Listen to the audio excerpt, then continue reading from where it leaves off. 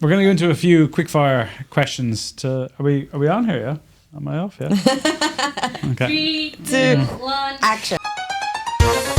Okay, Weam. What's a myth about recruiters that drives you crazy, but people still believe? So especially recently, I've seen this happen a lot, where candidates are approaching us to, pay us a fee to find them a job. And I think the myth is that people think that we make our money from our candidates. We don't. We make our money from our clients. And, I've got one thing to say, but guys, don't pay money for free information. Yeah, it's all out there.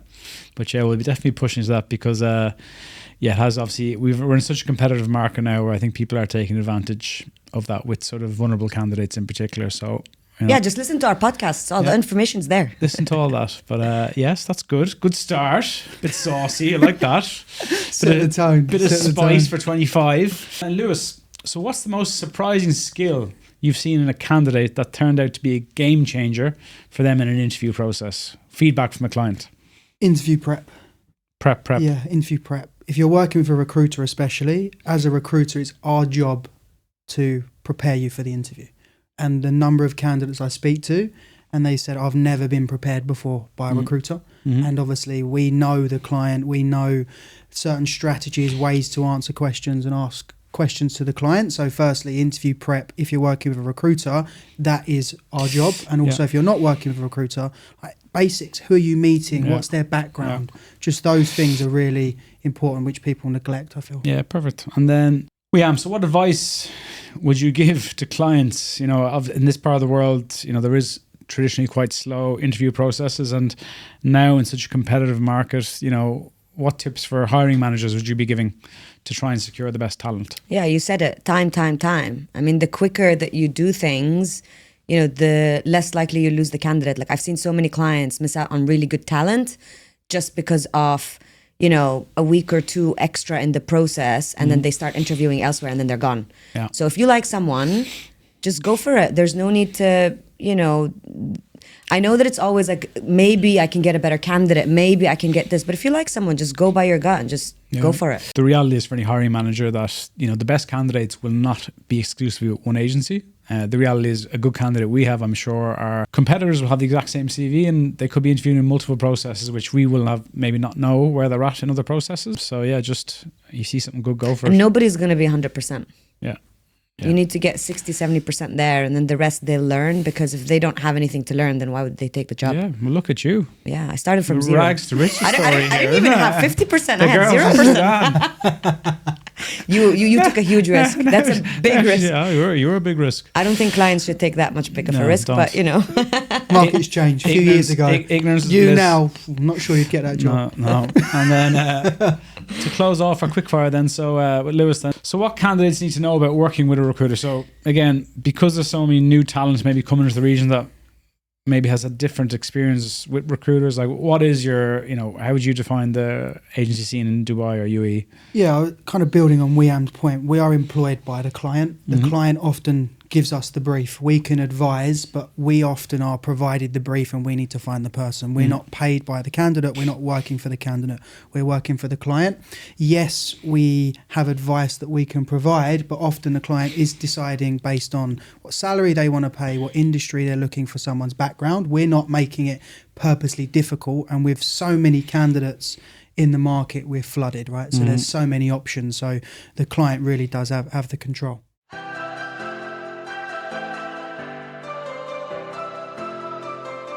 Thank you for listening to the podcast thus far. The one favor I would ask, if you can, if you're enjoying what you're listening to, is to press the follow and subscribe button on whatever media platform you listen to us, as it helps us grow our network and grow the podcast. So thank you and enjoy the podcast. Hello and welcome back to Alchemy Uncensored podcast. We're on our third season and we promise you that we'll bring in more valuable insights into the financial and tax sector of the UAE. Today, we've not one, but two incredible guests joining us. First, we're thrilled to welcome our VIP #1 guest, Weam Kamel, Director and Head of Abu Dhabi at Alchemy Search. Weam is known for lots of things. for her outstanding achievements. She's crowned as our highest biller for 2024, much to the dismay of our other guests, aka number 2. But we'll get into him in a minute. But we're going to discuss how Weam, how she's done so well in the previous year, but really pushing on Abu Dhabi, the Abu Dhabi market, as she's really broken down the barriers there. So much so that, she's got some pretty big news, which will be on your screens in the next week or two on LinkedIn. And then, secondly, ironic the name secondly, joining us is Lewis Elsey. Not director yet, still principal, consultant at Alchemy Search. With his extensive experience in recruitment, look, Lewis has been a great addition to the business since coming over from London. He's still working on his hairline, which we might delve into a little bit on this show. But look, Lewis is great. We're great to have him, and he's going to give a bit of a feel for the Dubai market. So a lot of people would have seen last week Lewis and Weam released 2 excellent articles, one on Dubai and one on Abu Dhabi, talking about the market. So we're going to delve in a bit more into that, and the whole purpose of today is to help you guys out, give as many tips away, and this is really more for candidates, for job seekers, this podcast, and we'll get some insight from both our guests, especially on the different markets, because I think the biggest thing that people are starting to realize, especially with Abu Dhabi, that now I think it is at the forefront for a lot of recruitment, when maybe 5 or 6 years ago there was not a great deal done in there, but it just seems to be becoming more and more popular, as Dubai is quite saturated, but still very, very busy. I think for people to take it into context that, Abu Dhabi and Dubai, they're only an hour and 10 minutes away from each other, but they are very, very different. Hopefully we can give you guys a bit of clarity on that. So we're going to kick off with some job seekers tips. So Weam, can you help us understand what really sets Abu Dhabi apart from Dubai when it comes to job opportunities?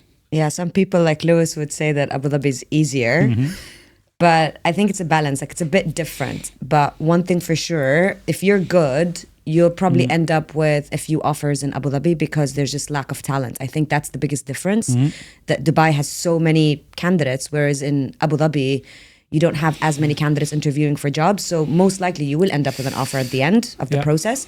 If not one, probably a couple of offers. And it's happened in the last year that I've had one candidate with 3 offers, once in 2 to 3 months period.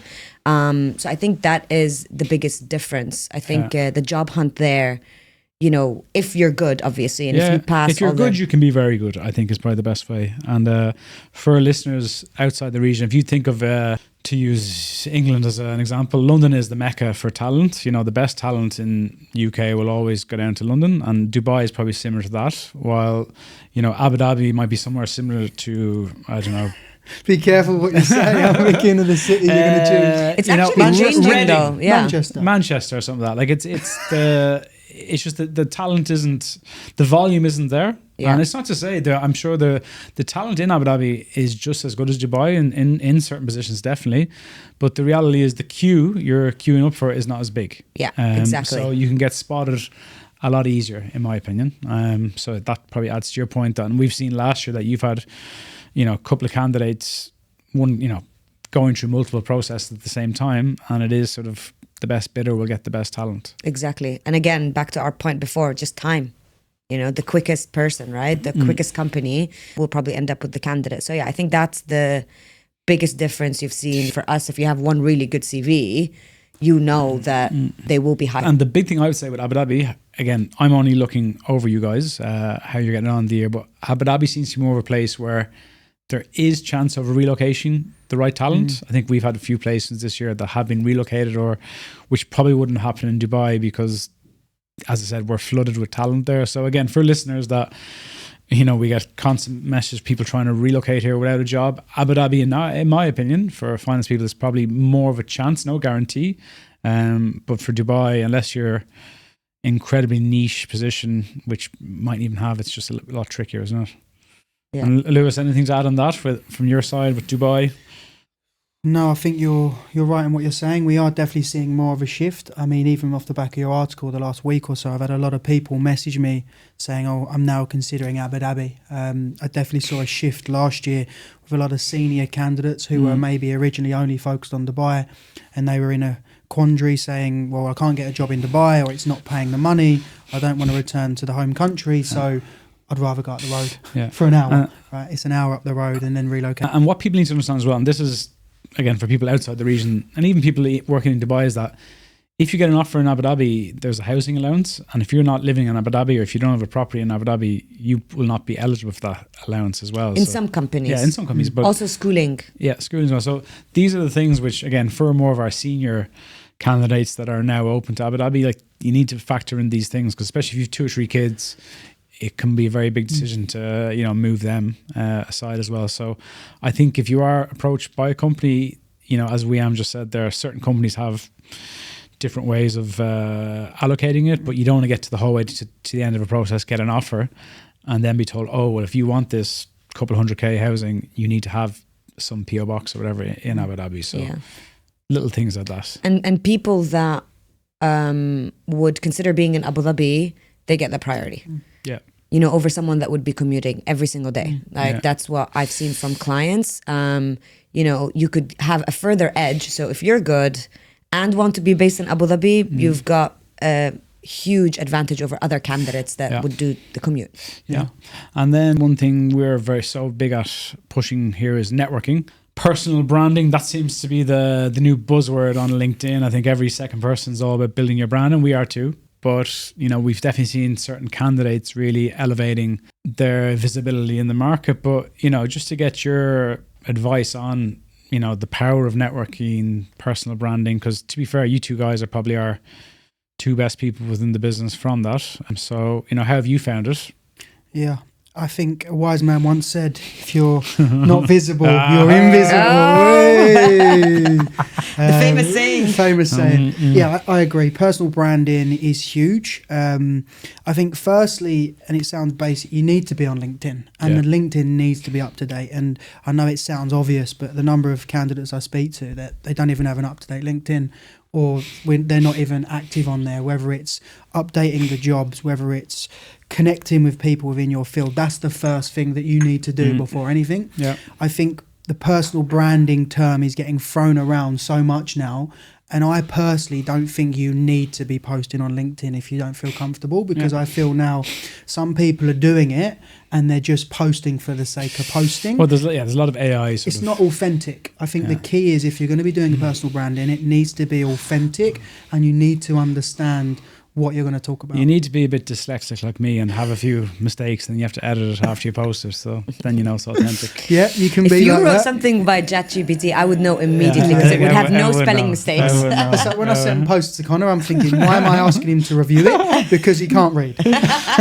But yeah, personal brand is massive. You need to be on LinkedIn. Do you need to post? I don't necessarily think you do, but if you do, you need to be authentic. Yeah, but I think the big thing is, and again, candidates, we have 6 billers in the business. So I imagine every day, let's just say 5 candidates reach out directly to these people. That's 6, 5, 30 candidates a day, 150 a week, 600 candidates, or not 600, 600 candidates? Maybe wrong. Quick maths. Yeah, 600, ACCA. 600 a month. It's impossible. If you break it down, a candidate must appreciate that as a recruiter.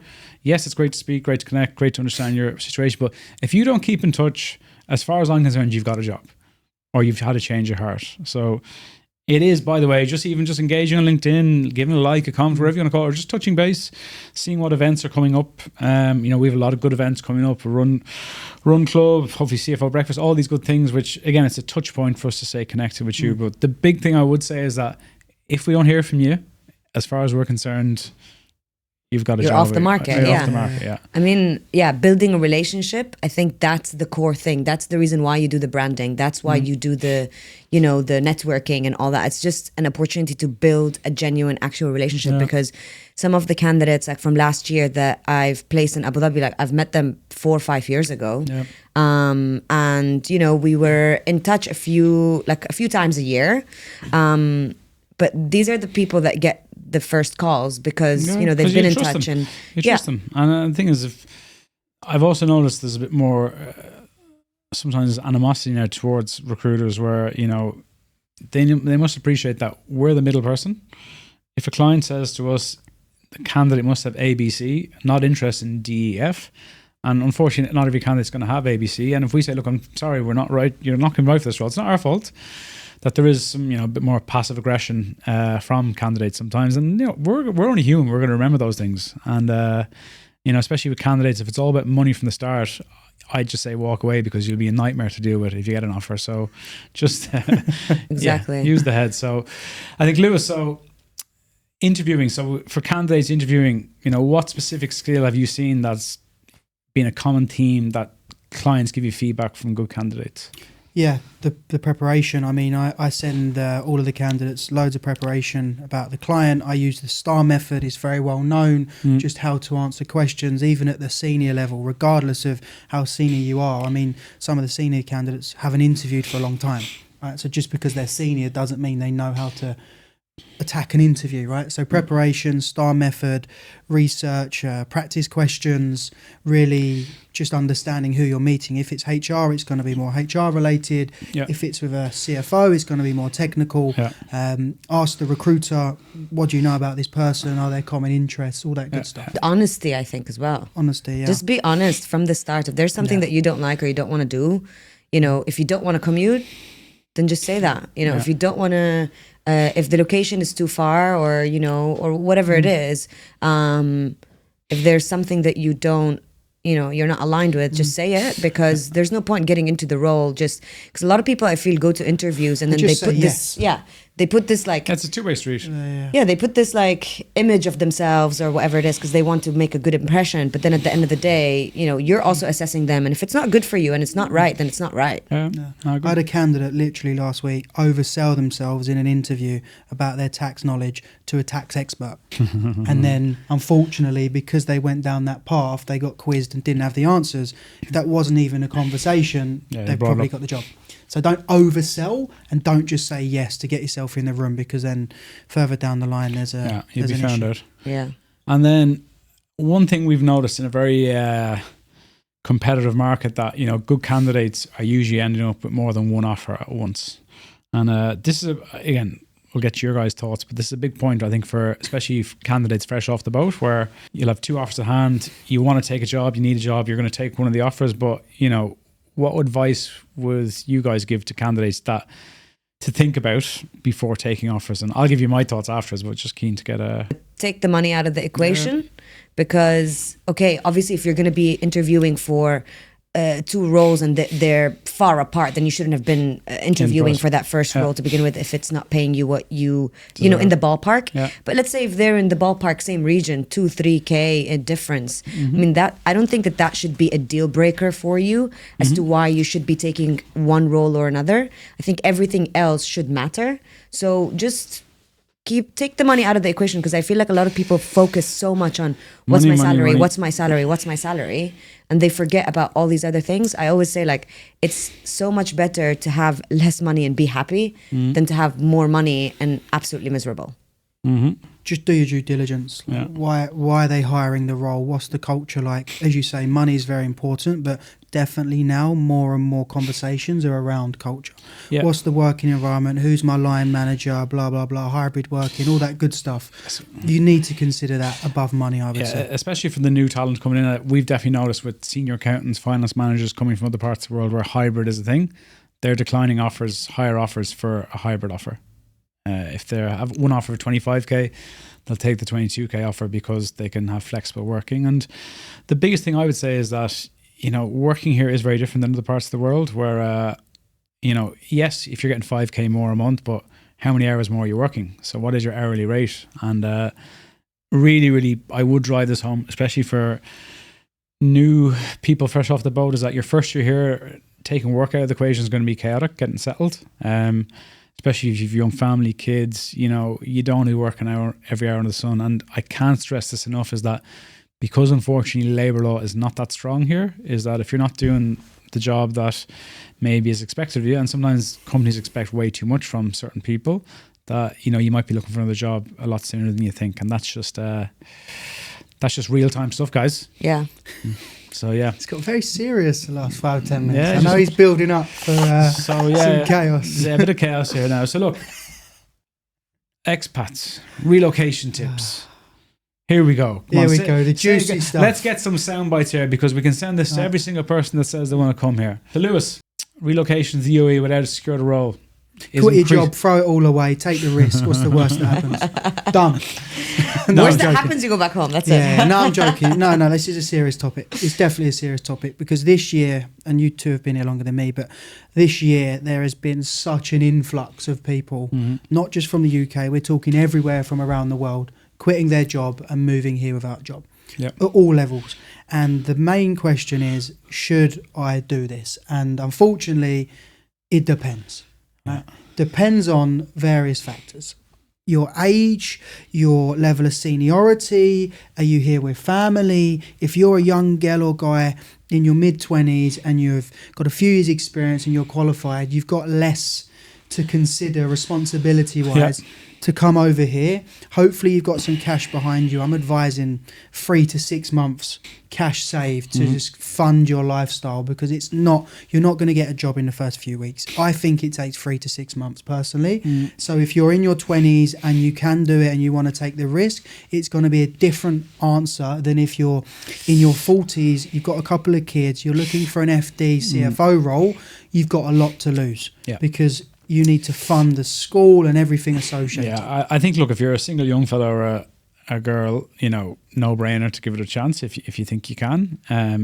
If you come over here with your partner, I think if you've no kids, it's a realistic move. But I think the honest reality is when you start pushing into the space where you got 2 or 3 kids, you want to move out here with your wife or your husband, there is a lot of upfront costs there, which, again, schooling is incredibly expensive, even from primary school, which in other parts of the world isn't that common. So, yeah, I think that's, to Lewis's point, if you're very, very good, you have a good chance. But the reality is, if we're being frank, there's a lot of middling candidates coming out here that maybe aren't as top tier as other candidates that are coming here. And even if they're here or not here, even if they're in a job, it doesn't mean they're going to get another job. There's people in jobs here that, aren't going to, they're not 10 out of 10 candidates. It's not they're going to walk into a job. So I think you need to just really reflect and see how good of a candidate you are because it's just so competitive at the moment.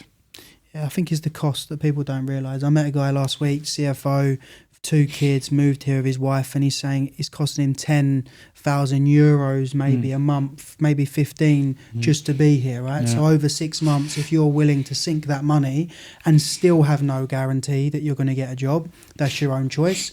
But if you don't take the risk, then maybe you won't get the reward. Yeah, so it depends, unfortunately. And this is, again, but the point we really try to drive is that for the candidates that are wanting to relocate here, you're never ever going to be the first preference from a hiring company. I'm here 7 years. I'm still waiting to hear a client say to me, forget all the talent we have here. Go and get someone from there. I've had one client. Those are by commodities. One client, and he just said the reason is I feel that the people there outside of the UAE maybe. might be hungrier to come here, right? I mean, that's their own opinion, but one client. I think if it's super, super niche, like your skill set, then, maybe you will get approached. Like, in Abu Dhabi, we still see relocations happening from different parts of the world. But again, it needs to be super, like you need to tick every single box for that to happen. Like industry, the specific skill set, and there needs to be a reason because you have to think about it this way. The CFO or the hiring manager needs to go and justify why is he having to pay extra to relocate someone, because it is an extra cost on a company to do that as well. So they will get asked, well, can't you find someone that's here already with this kind of skill set? And the Why are reality we is, paying? at the moment, they are here for the most part, unless it's super niche. And, on that industry point then, quick fire, guys. What industries are hiring in Abu Dhabi? Manufacturing is really, really high. And manufacturing, I mean, like there's different types of manufacturing, right? There's like defense, there's food manufacturing, there is medical equipment, there's plastics, there's all sorts of manufacturing. So that's really huge. Okay, number 2. Oh, Lewis, sorry. I knew that was coming. Yeah.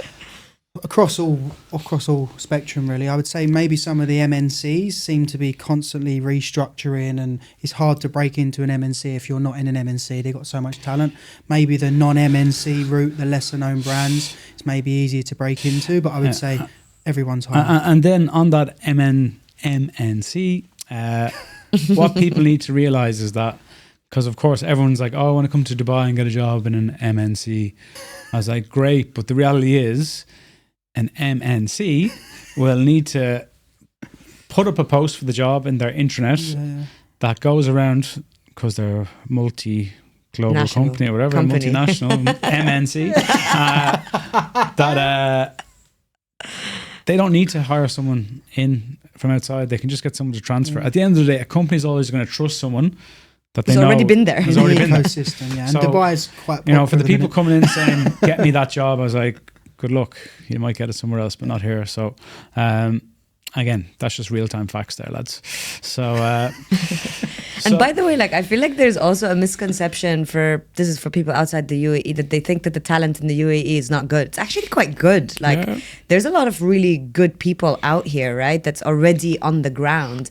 We see it happening, especially from, candidates that maybe are in London. They say, oh, like, why wouldn't someone want to hire me in Dubai? Like, I've worked in London, like a big financial center. And I just think... they're not entitled, those sort of people anyway. No, not at all. We have one of them in the office now. Yeah. Number 2. But... So anyway, look, we'll keep bursting on here, lads. We're going well. This is a beating. It's not even started. Shout out to the London folk. All the London folk. All the lads. All the lads. So, clients' requirements for the roles. So are we still seeing that it is very much a tick box exercise for hiring companies, or are we seeing a bit of flexibility, or, what's happening on the ground? Yeah, very specific requirements. You've got so much choice. Why would you not be specific if you can find what you're after, right?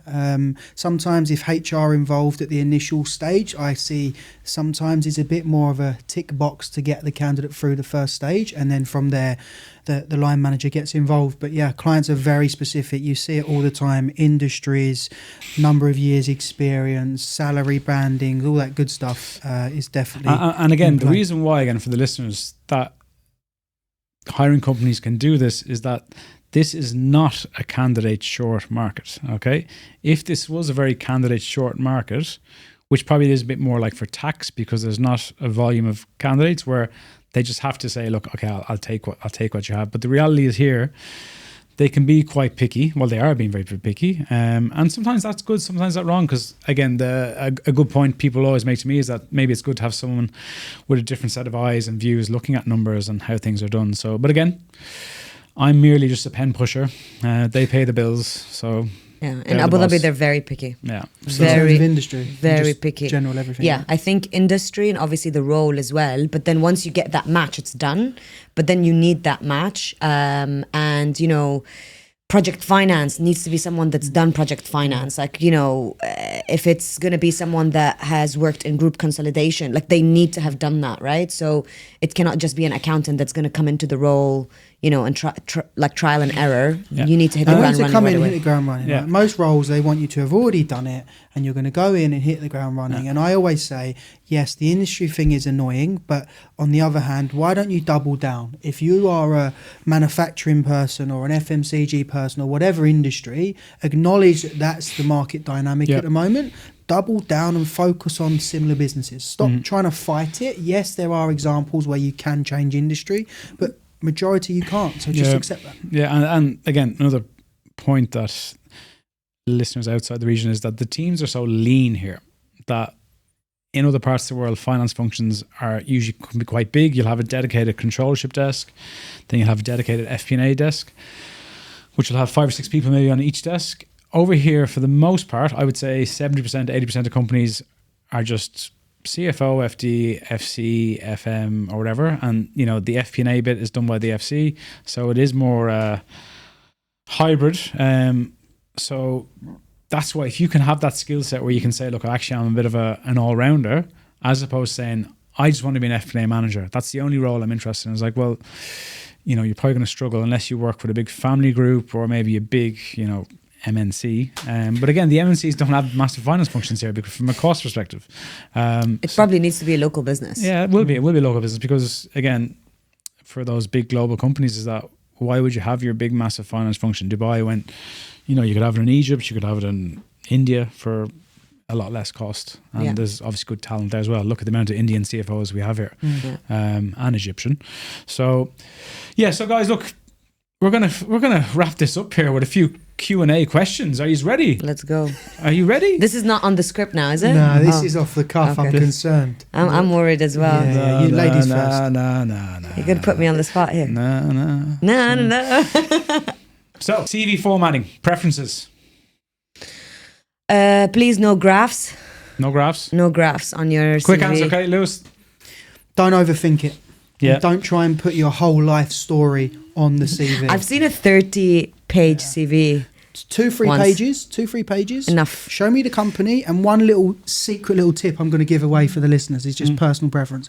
I like to see, when I look at a CV, a couple of bullet points or a couple of lines about who the company is. Yes. Because Industry. I don't resonate with companies which I don't know, right? Yeah. So if I can see that the company is in X industry, X number of employees, X revenue, I think, oh, actually, that's an MNC or that's a startup, because we don't know every single company. We don't, no. And yeah, on that point, that's a really good point, because all the CVs we get coming through, of course, we don't know most of the companies, but you can say what industry, definitely, what the revenue is, especially for more mid to senior roles, because that's what we can get across to the CFO is like, well, they've actually worked for this business back in their home country, which had that sort of revenue.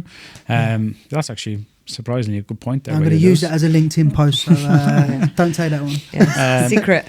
And then interview processes. So let's just say a job seeker coming out here. What advice, interview processes, preparation, what would you be doing? First, it doesn't happen overnight. It's not going to take a couple of weeks. Yes, there are some occasions, but in most cases, I think it can take anywhere from 4 to 8 weeks. In terms of multiple interview stages, you meet multiple people, and don't get frustrated if you're repeating yourself multiple times with different stakeholders, because that is quite common. Yeah. So it's not going to happen overnight. Yeah, probably. I guess in Abu Dhabi, it's patience. Just be patient, because you are going to have to do security clearances.